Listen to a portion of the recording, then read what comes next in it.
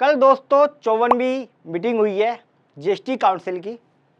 जानते हैं आप इनको? बीच में बैठी हुई मैडम जी। 2017 से जीएसटी आया हुआ है। 18, 19, 20, 21, 22, 23, 24 चल रहा है। 7 साल तो हो गए। ना तो इनको समझ में आया है, ना ये हमें समझने दे रहे हैं। पर फिर भी मेरी ड्यूटी है, मैं आपको बता दूं इसमें क्या क्या डिसीजन आया है, प्रैक्टिकली बता दूं क्या क्या चेंजेस आया है। पहला वाला, अब दोस्तों जो चिप्स होते हैं, सॉल्टेड होते हैं, पॉपकॉर्न्स होते हैं, उसके ऊपर 18% का जीएसटी था पहले, और नमकीन के ऊपर था 12%। उन्होंने बोला यार अगर मैं एक आलू के चिप्स को वैसे से काटूं सिंगल सिंगल तो आप लगा रहे हो 12, अगर मैं चिप्स ऐसे दूं तो 18। उन्होंने बोला ठीक है, ठीक कर देते हैं। उन्होंने जो HSN कोड ये वाला था और एक्सपेंडेड सेवरेज फूड प्रोडक्ट्स जो भी हैं उसके ऊपर 18% से 12% का रेट कर दिया है। कब से होगा इसकी नोटिफिकेशन अभी आएगी। ये नहीं है कि कल मीटिंग हो गई है तो कल ही आप अपनी बिलिंग जो है 18 से 12 कर दो, ऐसा नहीं करना है। दूसरा वाला, कैंसर ड्रग्स, कुछ दवाइयाँ कैंसर की ऐसी थी कि उसके ऊपर रेट जो था वो था 12%, सरकार ने रिड्यूस करके कितना कर दिया 5%। कैंसर बड़ी खतरनाक बीमारी है। सरकार को लगा यार आदमी के पास पैसे तो होते नहीं है बेचारे के पास, तो उससे जीएसटी लेना कहाँ तक ठीक है। मैडम जी ने सोचा होगा 12% तो बहुत महंगा है, तो एक काम करो, मरेगा जिएगा अलग मैटर है, पर कम से कम 5% जीएसटी तो रख ही लो उसके ऊपर। तो एक हेल्प हुई है सरकार की तरफ से, 12% से 5% कर दिया है। अब सबसे इंपॉर्टेंट आरसीएम बढ़ा दिया। सरकार चाहती है जहां से टैक्स की रिकवरी हो वो टैक्स जरूर कलेक्ट कर लिया जाए। मोबाइल को थोड़ा सा बड़ा कर दें, स्क्रीन चौड़ी दिखेगी तो अक्षर साफ दिखाई देंगे। ये नोटिफिकेशन मैंने अपने डिस्क्रिप्शन बॉक्स में अटैच कर दी है, आप वहां से ले लीजिएगा। मेटल स्क्रैप को लेके भी आरसीएम आ गया है। अब आपको इस पर आरसीएम पे करना पड़ेगा। इसके ऊपर मैं डिटेल में वीडियो बना दूंगा। 3 चीज आई आरसीएम पे वाला। 2% का टीडीएस भी कटेगा जीएसटी पे अगर आप सप्लाई कर रहे हो by registered person to a B2B supply के केस में। 2% काटना है आपको टीडीएस, उसको उसका क्रेडिट मिल जाएगा।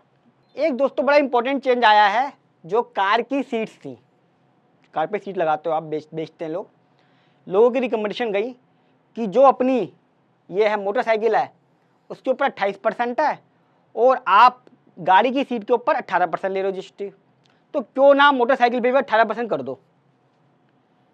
इनको समझ में आया होगा, हाँ यार ये तो बहुत बड़ी गलती हो गई है यार।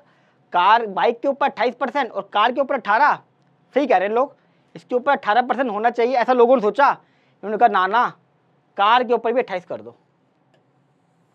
वो भूल गए कि किसके पास जा रहे हैं। अरे भैया कम करना था, बढ़ाना नहीं था, उनको दोनों बराबर कर दिया। कोई बात नहीं, और लिखो रिकमेंडेशन कि भैया कम करो, कम नहीं हो गया, दोनों बराबर कर दिया उन्होंने। कोई बात नहीं, चलो हो सकता है कि जो मैडम जी चाहे वही होगा। लगे रहेंगे हम तो सिखाने में, सीखने में। ये अमेंडमेंट इतनी सारी चीज़ आ चुकी है ना, मतलब क्या बताओ, सुबह शाम यही सीखते रहो कि क्या चीज़ है।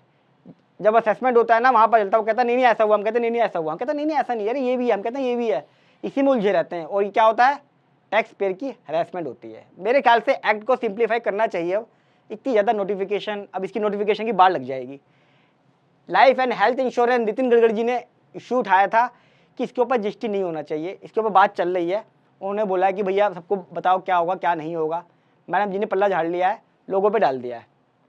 Transport of passenger by helicopter, अगर कोई हेलीकॉप्टर से जाएगा तो उसके ऊपर भी जीएसटी को रेट बढ़ाने की बात कर रहे हैं। पहले क्या लिखा है, notify GST 5% on transport of passenger by helicopter on seat basis to regularise for GST for 5 period as it is there, जहाँ पर वो है। इसलिए chartered of helicopter will continue 18%, यानी कि जो शेयरिंग बेसिस पे चल रहे हैं, केदारनाथ का कहीं और का, वैसे वैसे 5%। और वैसे अगर आप चार्टेड में राजा बन के जाओगे, बुक कराते हो, तो 18%। कोई भी मौका जीएसटी का हम छोड़ेंगे नहीं कहीं से भी। फ्लाइंग ट्रेनिंग कोर्स जो डीजीसीए पायलट वगैरह को ट्रेनिंग देता है उसके लिए है, उसको एग्जम्प्ट करा हुआ है दोस्तों जीएसटी से, स्पेशली डीजीसीए। ये रहा जो डीजीसीए से अप्रूव्ड है पायलट्स के लिए जो ट्रेनिंग मिलती है, वो पहले भी एग्जम्प्ट थी, अब उन्होंने क्लैरिफाई कर दिया कि एग्जम्प्ट है। देखो मैं जनरल प्लान बता रहा हूँ। और पीएलसी, ये बड़ा इंपॉर्टेंट आया दोस्तों।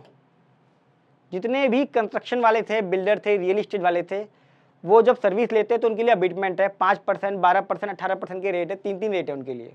कॉम्प्लिकेट तो बनाना ही है जीएसटी को लोगों को।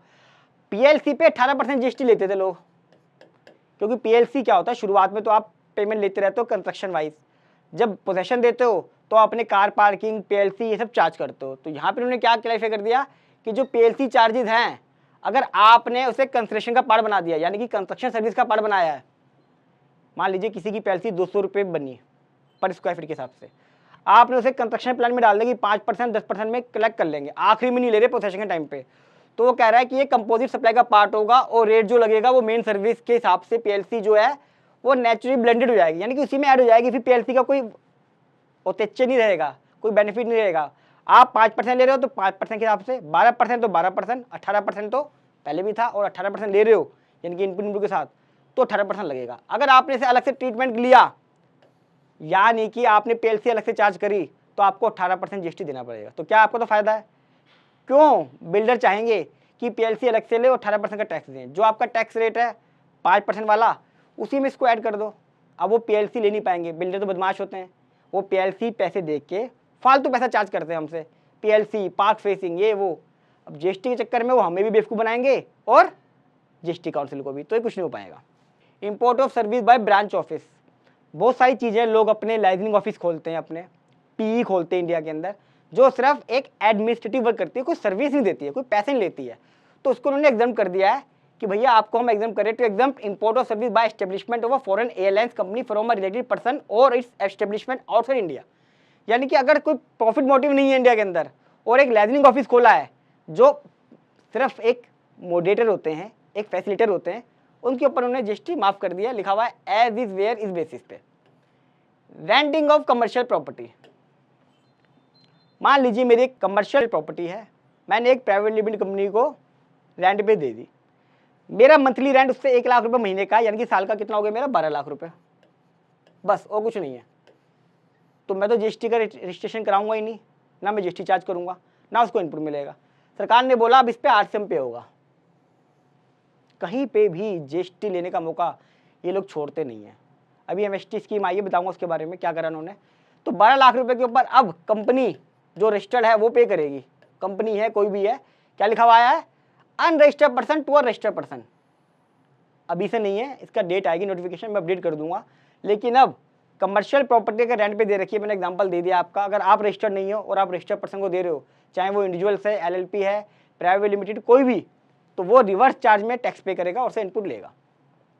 जीटीए के ऊपर एंसिलरी सर्विस, दोस्तों जो जीटीए होते हैं मेनली उनका काम क्या होता है, माल को इधर से उधर पहुंचाना। पर कई बार वो दूसरी सर्विस भी देते हैं, जैसे loading, unloading, packing, unpacking, transhipment, temporary warehouse भी होते हैं उनके, कि भैया बहुत लंबा अगर 6 दिन का रास्ता है तो सामान लेके जाएगा, सामान बीच में रखेगा, जहाँ जहाँ चाहिए बीच में से यूज़ करती रहेगी कंपनी। बहुत सारे केस ऐसे भी बड़े लेवल पे चलता है ये। अब वो कह रहा है कि भैया ये जो सर्विस दे रहे हो आप, ये वाली इशू उठा था कि ये तो एंसिलरी सर्विस है, 18% जीएसटी लगेगा, 18% जीएसटी दो, रिवर्स चार्ज में पे नहीं करेंगे, फॉरवर्ड चार्ज में पे होगा, रिवर्स चार्ज में। बहुत सारी कंट्रोवर्शियल इसके ऊपर आई।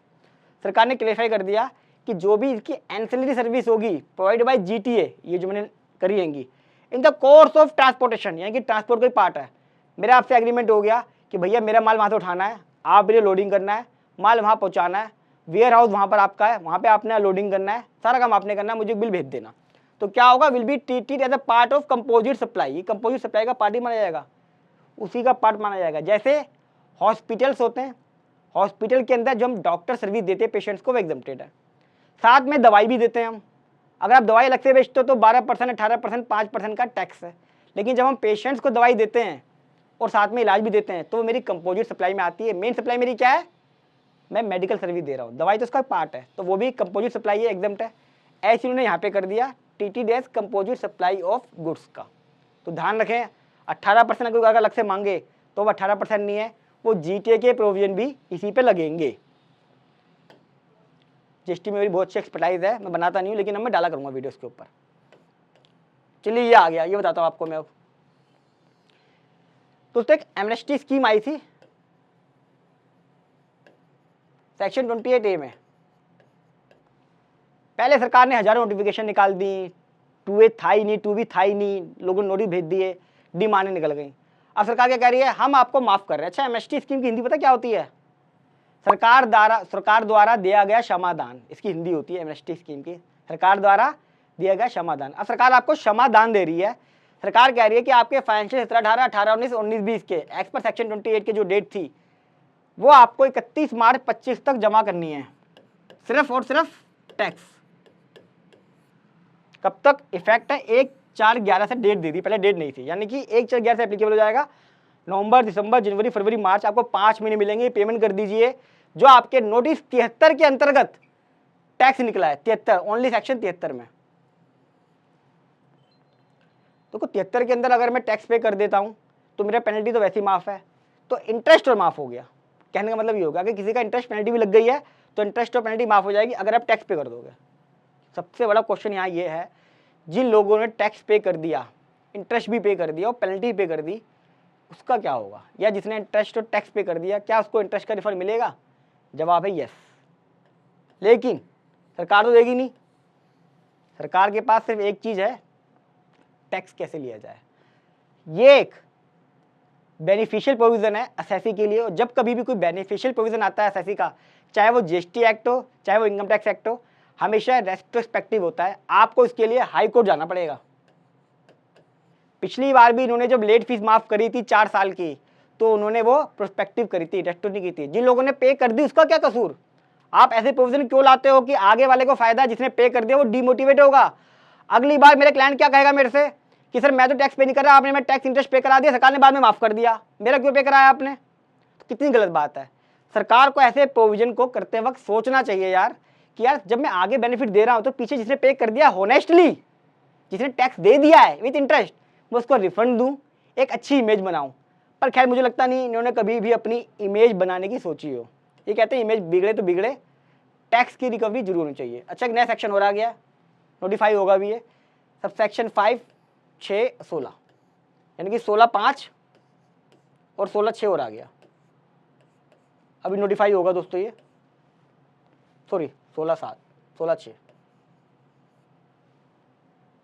सेक्शन 16 जो इनपुट टैक्स क्रेडिट का है, इतना रिस्ट्रिक्ट चाहते हैं। 4-5 लोग हैं, मैं मानता हूँ 100 में से 5% लोग जो बोगस बिलिंग करते हैं, उनको पकड़ने की बजाय ये लोग इतने ज़्यादा सेक्शन ऐड कर रहे हैं, इतने ज़्यादा सेक्शन ऐड करे जा रहे हैं कि भैया ये होगा वो होगा, इन लोगों को क्रेडिट मिलेगा, इन लोगों को नहीं मिलेगा।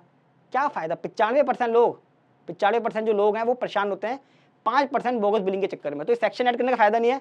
आप अपना सिस्टम स्ट्रॉन्ग करो, पकड़ने का थोड़ा सा मैन पावर बढ़ाइए ताकि जो लोग पकड़ सकें। कुछ ये सर्कुलर इशू करेंगे, कुछ इम्यूनिटी है, यानी कि कुछ दिक्कतें हो गई हैं सेक्शनों के अंदर सर्कुलर में, तो उन दिक्कतों को दूर करने के लिए और सर्कुलर आएंगे, समझ रहे हो? यानी कि एक समस्या को खत्म करने के लिए दूसरी समस्या सरकार लाना चाह रही है। ये सारे हैं, मैं बता नहीं रहा इसको, मेन ये रहे, आपको इसके बारे में बता देता हूँ मैं। बात चल रही थी कि भैया जो भी 5 करोड़ से ऊपर का सेल है किसी भी पीवीएस ईयर के अंदर, आपको उसका इनवॉइस बनाना मैंडेटरी होता है। सरकार ने बोला B2B था, सिर्फ B2B के लिए अलाउ था ये अभी तक। तो फिर सरकार ने प्रपोजल लेकर आई कि जो B2C है वो भी लिया है, मैंडेटरी करने वाले थे, लेकिन शायद किसी भी प्रोविजन को लाने से पहले हमेशा सरकार चाहती है कि थोड़ी सी उसकी आदत डाले। तो क्या कर दिया उन्होंने कि जितने भी B2C इनवाइस होंगे वो हम लाएंगे वॉलंटरी बेसिस, यानी कि मैंडेटरी नहीं करा, आपकी मर्जी निकालो और निकालो। और कुछ सेक्टर वाइज लाएंगे और स्टेट वाइज लाएंगे। धीरे धीरे 5-6 महीने सबको हम डालेंगे आदत, फिर हम बोलेंगे ये भैया 50 करोड़ से ऊपर वाले पे मैंडेटरी है, फिर बोलेंगे फूड इंडस्ट्री पे मैंडेटरी है, फिर हेल्थ इंडस्ट्री पे। धीरे धीरे सब जगह आएगा ये, बता दूं मैं आपको। ये चालाकी होती है इनकी कि धीरे धीरे हाथ डाले ताकि लोग गुस्सा ना हो। गुस्सा नहीं होंगे तो क्या होगा, धीरे धीरे हाथ पड़ जाएगी, पता ही नहीं चलेगा आप पे ये प्रोविजन कब नोटिफिकेशन आ गई, कब आप पे एप्लीकेबल हो गए, कब आप पे पेनल्टी लग गई। ये भी बता दूं मैं आपको, बहुत दिक्कतें आएंगी आपको, कोई बात नहीं। IMS ये तो आ भी चुका है, दिख भी चुका है और अपडेट वगैरह में भी आ रहा है। ये अच्छा सिस्टम करा है इन्होंने। जो अपना 2B का झंझट था कि 2B में इनपुट आ रहा है 5 लाख रुपए, मैंने क्लेम करा 4 लाख या 6 लाख, तो एक्सप्लेन करते फिर वो GST ऑफिसर को। अब आप एक्सेप्ट करिए, रिजेक्ट करिए, ये रहा, एक्सेप्ट करिए, रिजेक्ट करिए और कैरी फॉरवर्ड कर दीजिए। अब आपके 2B में वही दिखेगा जो आप इनपुट लेना चाहते हो। तो क्या होगा, आपके 2B में 2 लाख दिख रहा है, वो करेक्ट होगा, 2 लाख का इनपुट लोगे, बाकी या तो आप रिजेक्ट कर दोगे, कैरी फॉरवर्ड कर दोगे। अब सरकार यहां पर भी गेम खेल गई, इतना ज्यादा झमेला कर दिया। जब आप रिजेक्ट करोगे, जिसका भी रिजेक्ट करोगे आप, उसके पास जाएगा नोटिफिकेशन, क्या रिजेक्ट हो गया आपका, कौन सा था, फेक तो नहीं था, ये क्यों रिजेक्ट करा गया। ये बहुत सारी दिक्कतें आती है, आसान नहीं है ये इंप्लीमेंट करना। इतना आपको लगता है सरकार ने आपको बेनिफिट दे दिया, ये सरकार ने अपना काम आसान करा है बहुत ज्यादा। और ये आया कब है, जो इनपुट के इशू थे वो 17-18, 18-19, 19-20, ये 3 साल ही रहे। बाकी लोगों को समझ में आ गया है, सबके पास 2B आ गया था, सब 2B से मैच कर रहे थे। ये दिक्कतें शुरू में थी और लाए कब है ये, अब हमेशा लेट। ये था हमारा 54th जो अपनी जीएसटी काउंसिल की मीटिंग हुई है। जैसे इसकी नोटिफिकेशन रहेंगी मैं आपको इस पर प्रैक्टिकल वीडियो भी बना के डाल दूंगा। दोस्तों आपकी कोई क्वेरी हो इससे रिलेटेड जीएसटी से, आप मेरे से कमेंट बॉक्स में पूछ सकते हैं। जीएसटी को लेके प्ले लिस्ट है, आपके दिमाग में कोई भी क्वेश्चन जीएसटी को लेके होगा, रजिस्ट्रेशन, लिमिट, ई इनवॉइसिंग, हर एक टॉपिक पे बेसिक आम आदमी के लिए मैंने प्रैक्टिकल वीडियो डाल रखी है। और ये इंडिया का इकलौता चैनल है जो आपको सिर्फ प्रैक्टिकल बातें बताता है। इसलिए अगर फर्स्ट टाइम आ रहे हैं मेरे चैनल को सब्सक्राइब कर लें, क्योंकि जैसे कोई वीडियो डालूँ आपके पास नोटिफिकेशन आ जाए और आपका बिजनेस, आपका फ़ायदा, कोई इनकम टैक्स का नोटिस या जीएसटी, इन सब चीज़ों से आप बचे रहें। और जितना हो सके इसको वीडियो को शेयर करें ताकि लोगों को पता चल जाए कि मैडम जी क्या क्या फ़ायदे लेकर आई हैं, क्या क्या नुकसान हम लोगों के लिए हैं, किस किस डेट को नोटिफिकेशन आने वाली है, ये प्रैक्टिकल कैसे अप्लाई होगा आपकी लाइफ में। जल्द मिलूंगा अगली वीडियो में, तब तक के लिए नमस्कार।